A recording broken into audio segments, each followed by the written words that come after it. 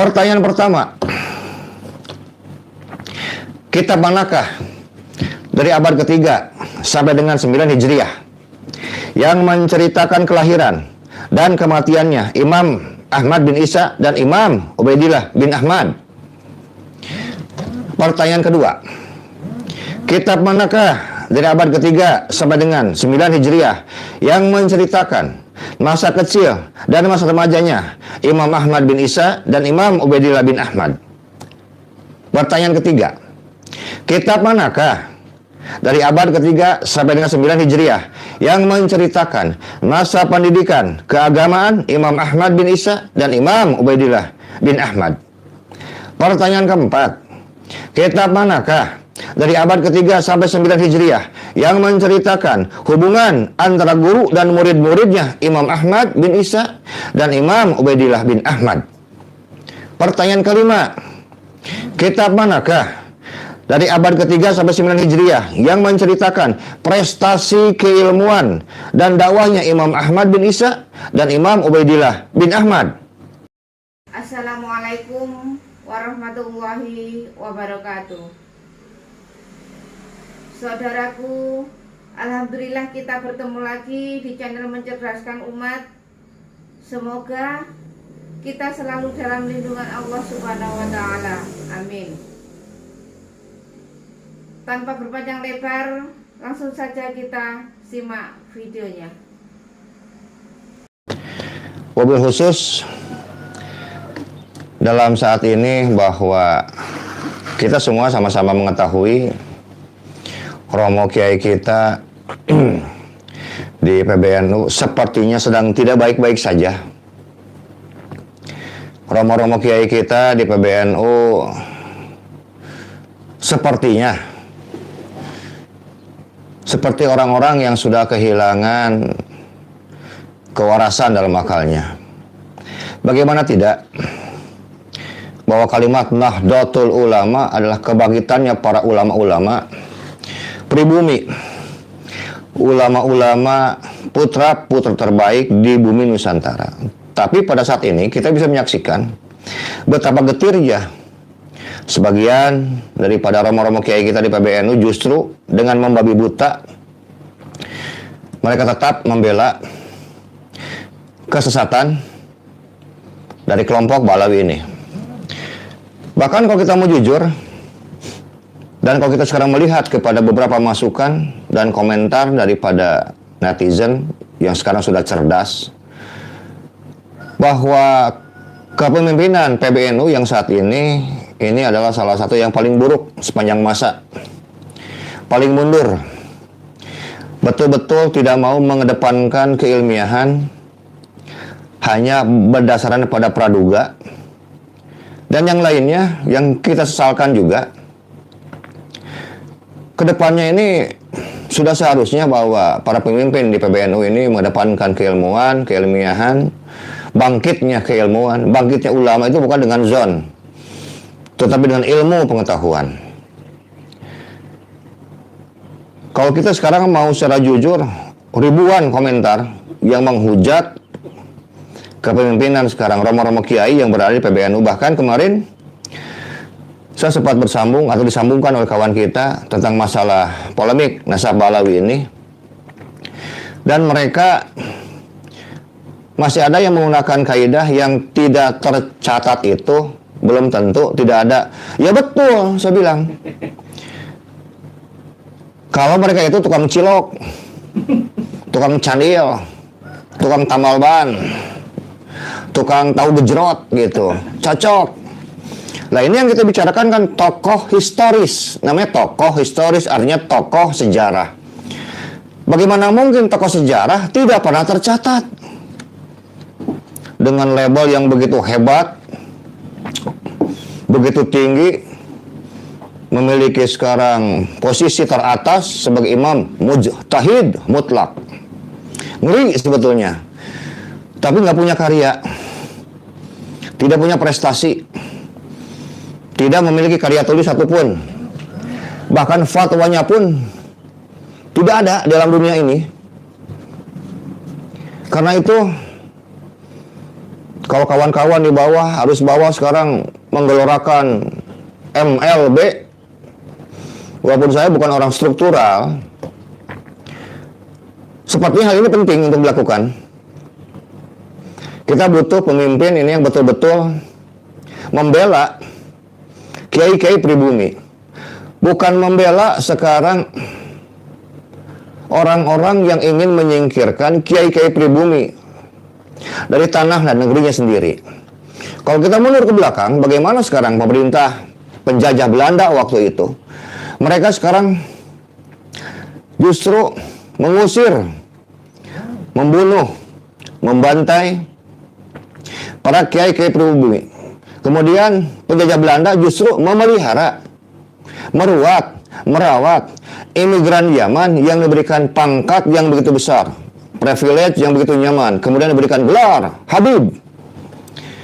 Dan sekarang sampai saat ini masih terasa bahwa yang harus kita pahami bersama bahwa Nahdlatul Ulama itu dibentuk untuk melawan penjajahan, baik secara fisik ataupun secara materi dan penjajahan lainnya. Lalu sekarang mengapa sekarang romo-romo kiai tidak menjalankan amanah secara baik untuk menghilangkan penjajahan spiritual, kemudian mendoktrin warga-warga Nahdlatul Ulama yang sekarang sudah cerdas dan tahu, janganlah membodohi kami para romo. Kita itu orang-orang yang belajar. Yang membedakan kami dengan romo-romo kiai itu hanya umur dan pangkat. Mungkin buat romo kiai saya itu kan bukan siapa-siapa. Saya itu bukan orang penting. Cuma romo kiai pun harus tahu. Romo kiai walaupun berbeda umurnya dengan saya, lebih tua, lebih senior, memiliki pangkat jabatan yang lebih tinggi, tapi Anda harus tahu, romo kiai itu bukan siapa-siapa juga buat saya. Ya, nggak penting juga buat saya sebetulnya. Karena yang kita perjuangkan adalah kebenaran. Kita ingin merawat sekarang perjuangan Wali Songo di Indonesia ini. Apakah romo kiai sekarang pernah berkomentar investigasi tentang pembangunan makam-makam palsu? Tidak pernah. Apakah sekarang romo kiai juga sekarang bisa menyikapi, memfatwakan puluhan fatwa sesat yang disampaikan oleh sekarang dari klan Ba'alawi? Tidak pernah juga. Dan perlu juga saya singgung kepada saudara saya yang ada di PKB dan di P3. Anda ini semua kan mayoritas warga NU. Apa Anda sekarang pernah membantu perjuangan kami? Tidak juga. Ini bukti bahwa warga NU yang berada di PBNU sudah tidak bersuara. Termasuk di MUI pun sekarang sudah bisu. Saudara kami sekarang yang duduk di partai baik PKB, P3 atau mungkin partai yang lainnya pun tidak mau membantu perjuangan ini. Jadi sudah cuek-cuek bebek. Orang sudah bilang hare-hare baik. Jadi jangan pikir kami tidak mengamati, tidak memonitor pergerakan Anda. Kami tahu banyak. Jadi jangan anggap kami ini anak-anak kiai. Karena kami ini sesungguhnya bukan anak-anak panjenengan semua, bukan. Kami ini para pejuang dan para petarung. Dan kita siap pasang badan di depan. Dan untuk saudara-saudara kami dari Ba'alawi yang sampai saat ini masih kekeh mengaku sebagai zuriat Nabi, ini ada beberapa pertanyaan yang harus dijawab secara ilmiah. Karena segala sesuatu yang asli itu harus dibuktikan. Jangan sekarang mengaku sekarang barang asli, setelah dicek, diverifikasi ternyata barang palsu. Karena barang asli selamanya akan tetap asli dan yang palsu selamanya akan tetap palsu. Pertanyaan pertama, kitab manakah dari abad ketiga sampai dengan 9 Hijriah yang menceritakan kelahiran dan kematiannya Imam Ahmad bin Isa dan Imam Ubaidillah bin Ahmad? Pertanyaan kedua, kitab manakah dari abad ketiga sampai dengan 9 Hijriah yang menceritakan masa kecil dan masa remajanya Imam Ahmad bin Isa dan Imam Ubaidillah bin Ahmad? Pertanyaan ketiga, kitab manakah dari abad ketiga sampai dengan 9 Hijriah yang menceritakan masa pendidikan keagamaan Imam Ahmad bin Isa dan Imam Ubaidillah bin Ahmad? Pertanyaan keempat, kitab manakah dari abad ketiga sampai 9 Hijriah yang menceritakan hubungan antara guru dan murid-muridnya Imam Ahmad bin Isa dan Imam Ubaidillah bin Ahmad. Pertanyaan kelima, kitab manakah dari abad ketiga sampai 9 Hijriah yang menceritakan prestasi keilmuan dan dakwahnya Imam Ahmad bin Isa dan Imam Ubaidillah bin Ahmad? Pertanyaan keenam, kitab manakah dari abad ketiga sampai dengan 9 Hijriah yang menceritakan pengakuan dan pujian para ulama di zamannya akan keutamaan Imam Ahmad bin Isa dan Imam Ubaidillah bin Ahmad? Pertanyaan ketujuh, kitab manakah dari abad ketiga sampai dengan 9 Hijriah yang menceritakan kumpulan fatwa-fatwanya Imam Ahmad bin Isa dan Imam Ubaidillah bin Ahmad? Pertanyaan kedelapan, kitab manakah dari abad ketiga sampai dengan 9 Hijriah yang menceritakan gelar mujtahid atau ahli hadis atau ahli fikih atau memiliki mata rantai asar ulama atau syekh di zamannya bagi Imam Ahmad bin Isa dan Imam Ubaidillah bin Ahmad? Pertanyaan ke-9, kitab manakah dari abad ketiga sampai 9 Hijriah yang tidak mencatat atau menceritakan tokoh historis atau mujtahid atau ulama hadis atau ulama fikih? Pertanyaan terakhir yaitu pertanyaan yang ke-10, kitab manakah dari abad ketiga sampai dengan 9 Hijriah yang tidak mencatat atau meriwayatkan tokoh historis atau mujtahid selama 500 sampai dengan 600 tahun selain Imam Ahmad bin Isa dan Imam Ubaidillah bin Ahmad? Sebetulnya saya masih banyak pertanyaannya, cuman saya ringkas saja 10 pertanyaan karena satu pun saya ragu Anda mampu menjawabnya. Tapi kita akan berbicara secara ilmiah untuk membuktikan keaslian Anda. Kemudian yang lainnya yang saya sampaikan bahwa saat ini setelah saya pulang dari Banyuwangi, Bali, kemudian sekarang berada di Surabaya, semakin banyak data-data yang bisa kita kumpulkan dan juga semakin banyak kegerahan, ketidakpuasan warga Nahdlatul Ulama terhadap kepemimpinan romo-romo kiai pada saat ini. Tadi sudah saya katakan bahwa kepemimpinan PBNU saat ini adalah kepemimpinan terburuk sepanjang masa yang saya ketahui. Jadi kedepannya bagi warga-warga Nahdlatul Ulama agar lebih berhati-hati lagi untuk mencari seorang pemimpin, karena walaupun bagaimana kita tahu, walaupun PBNU tidak berpolitik praktis, tapi sepertinya sekarang sudah melakukan lobby-lobby politik, sudah melakukan strategi politik, sudah melakukan hal-hal yang sebetulnya dianggap tabu, tapi sekarang dianggap biasa.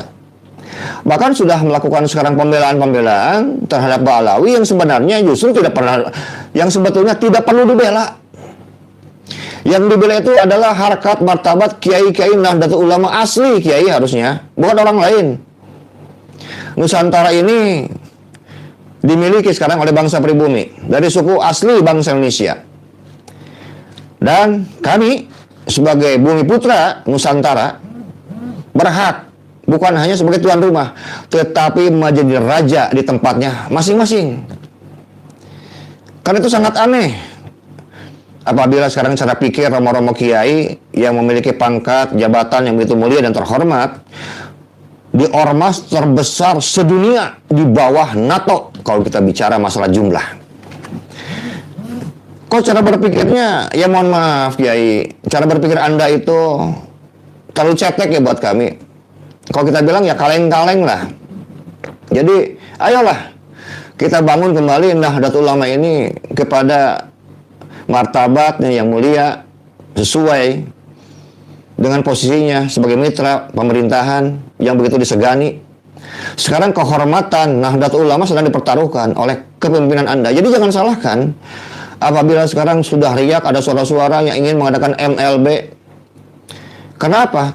Karena warga Nahdlatul Ulama sudah tercerahkan, mampu melihat mana yang hak dan mana yang batil. Walaupun jelas Anda tidak mungkin mau turun sendiri, karena mungkin Anda masih betah duduk dalam kepemimpinan sekarang di PBNU. Tapi sama saja sedang merusak tatanan Nahdlatul Ulama yang sedang atau yang sudah dirintis oleh para aulia kita, oleh para wali songo, oleh guru-guru kita. Jadi jangan pernah melemparkan kalimat sekarang takut kualat dan syafaat. Justru bagi kami, Anda lah sebetulnya harus takut kualat dan tidak mendapat syafaat. Karena Anda dalam pengamatan kami, dalam analisa kami, sudah melenceng dari amanat pendiri Nahdlatul Ulama Hadratus Syekh Kiai Haji Hasyim Asy'ari. Untuk dulurku semua yang terus bergerak dalam perjuangan Wali Songo Indonesia, Laskar Sabilillah, jangan pernah kendor. Kita gaungkan dan kita gemakan suara kebenaran ini dengan apa yang kita miliki. Sudah barang tentu ada beberapa agenda besar, bahkan agenda yang sangat besar sekali yang akan kita buat. Dan ini sifatnya masih cukup khusus. Saya tidak katakan bahwa agenda besar kita ini adalah sesuatu yang rahasia, tidak. Karena juga kita semua akan tahu kok. Yang perlu kita pastikan bahwa gerakan kita ini adalah pergerakan matahari ketiga. Cahaya matahari di bumi Nusantara sedang berpihak kepada perjuangan Wali Songo dan Laskar Sabilillah. Insya Allah, biidznillah, bahwa kita akan terus maju, akan terus sekarang bergerak dengan apa yang kita miliki. Dan ada yang mereka tidak ketahui, bahwa kekuatan kultural Nahdlatul Ulama itu sangat besar, bahkan teramat besar. Mereka harus mengkalkulasi sebetulnya apabila ingin berurusan dengan warga Nahdlatul Ulama di dalam kulturalnya, dalam masyarakat akar rumputnya. Jadi kalian sudah dengar sendiri pertanyaan yang dilemparkan ke mereka habaib. Saya yakin mereka tidak bisa jawab satupun dari pertanyaan tersebut. Karena yang mereka agung-agungkan ternyata tidak disebutkan dalam kitab nasab dan sejarah. Padahal kalau seperti mereka katakan, pasti ada karya tulis seperti ulama-ulama lain. Jadi leluhur habaib itu tidak ada karena tidak ada bukti. Cukup sekian dulu. Sampai jumpa di video selanjutnya. Akhir kata, wassalamualaikum warahmatullahi wabarakatuh.